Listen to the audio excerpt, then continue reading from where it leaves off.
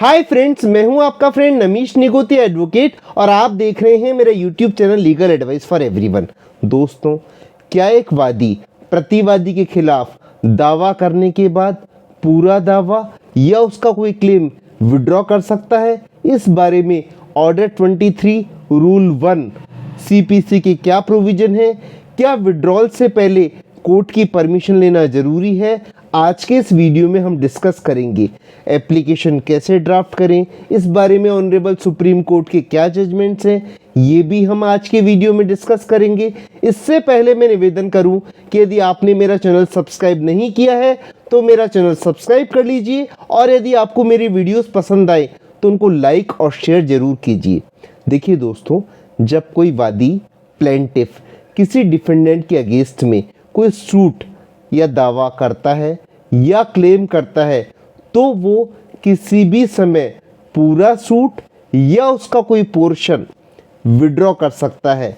जैसे मान लीजिए एक वादी ने एक प्रतिवादी के अगेंस्ट में दो बिजनेस ट्रांजैक्शंस 5 लाख रुपए और 3 लाख रुपए का केस किया और प्रतिवादी ने दौराने दावा 3 लाख रुपया उस वादी को दे दिया, तो वादी एक कोर्ट में एप्लीकेशन लगा के ये कह सकता है कि मैं अपना 3 लाख रुपए का क्लेम प्रतिवादी के अगेंस्ट में छोड़ता हूं और केवल 5 लाख रुपए का क्लेम ही एग्जिस्टेंस में रहेगा।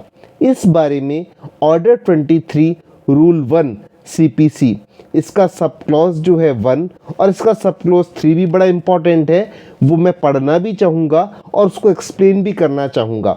ऑर्डर 23 रूल सीपीसी का सब क्लॉज 1 क्या कहता है? विड्रॉवल ऑफ सूट और abandonment of part of claim at any time after the institution of suit the plaintiff may as against all और any of the defendants abandon his suit और abandon a part of his claim. इसका क्या मतलब हुआ दोस्तों? इसका ये मतलब हुआ कि वादी सूट दायर करने के बाद किसी भी समय सारे डिफेंडेंट्स के अगेंस्ट में या किसी एक पर्टिकुलर डिफेंडेंट्स के अगेंस्ट में अपना पूरा सूट या कोई क्लेम, उसका पोर्शन ऑफ क्लेम विड्रॉ कर सकता है। अब इसका ऑर्डर 23 रूल 1 का सब रूल 3 बड़ा इंपॉर्टेंट है। ये परमिशन लेने की बात करता है कि जैसे मान लीजिए आज कॉज ऑफ एक्शन खत्म हो गया, प्लेंटिफ आज तो सूट को विड्रॉ करना चाहता है, लेकिन यदि वो लीव ऑफ द कोर्ट नहीं लेगा तो वो दोबारा फ्रेश सूट फाइल नहीं कर सकेगा।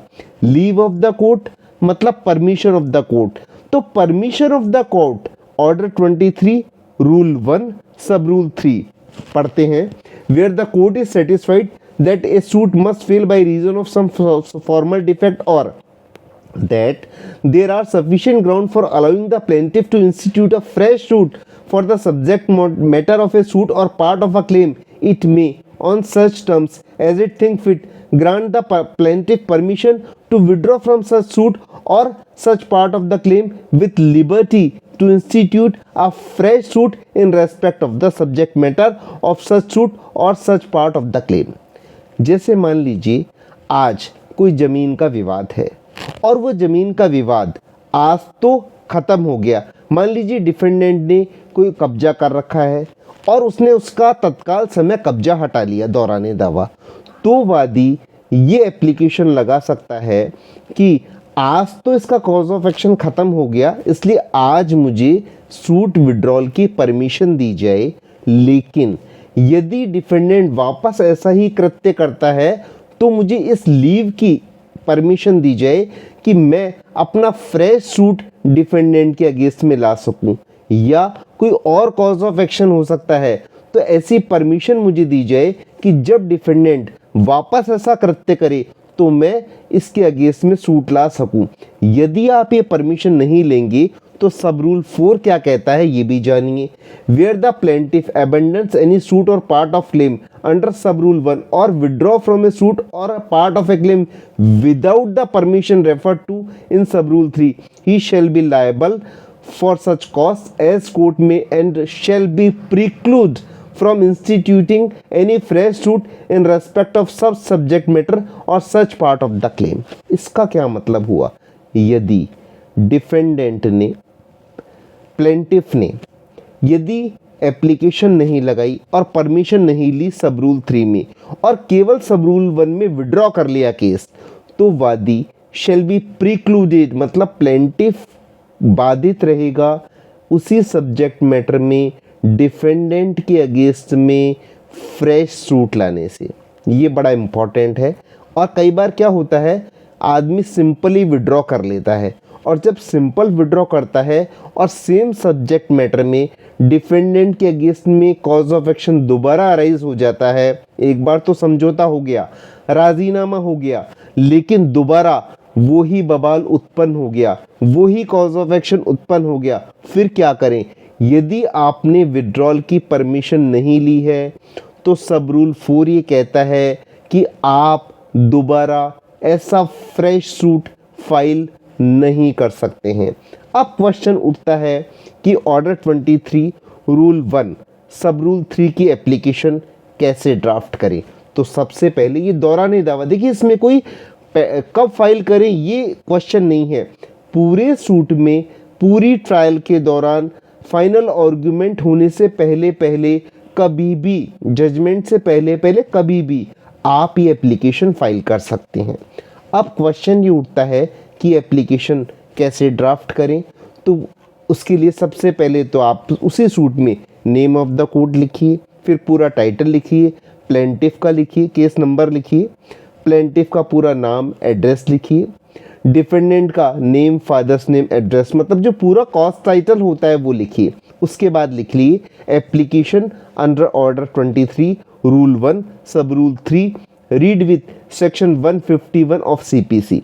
इसके बाद लिखिए कि माननीय न्यायालय द्वारा वादी प्रतिवादी के विरुद्ध जो दावा किया है या सूट किया है उसको विड्रॉल की परमिशन चाहता है, और ये लिखिए कि ऐसी आज्ञा प्रदान की जाए कि यदि दोबारा कॉज ऑफ एक्शन अराइज हो तो वादी फ्रेश सूट की परमिशन दी जाए वादी को।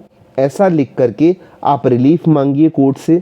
इसके साथ यदि आपके बीच में कोई डॉक्यूमेंट एग्जीक्यूट हुआ है तो वो डॉक्यूमेंट भी लगाइए, इसके सपोर्ट में एफिडेविट दीजिए और इस तरह से कोर्ट में एप्लीकेशन फाइल कीजिए।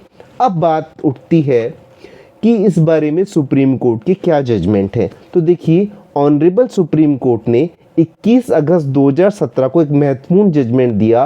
केस का नाम है university of agriculture science versus Saroj Gupta. इसका जो फाइंडिंग है छोटी सी है, मैं पढ़ना चाहूँगा। Bare reading of the aforesaid order 23 rule 1 makes it crystal clear that plaintiff can, as against all or any of the defendant, abandon his suit or a portion of his claim with the permission to file such suit। मतलब plaintiff permission से withdraw कर सकता है या अपना claim छोड़ सकता है। एंड आगे क्या लिखा, ऑर्डर 23 रूल 1(3) में court can grant permission to file fresh suit in existence provided under order 23 rule 1(3)(a)(b) in case the permission has not been granted.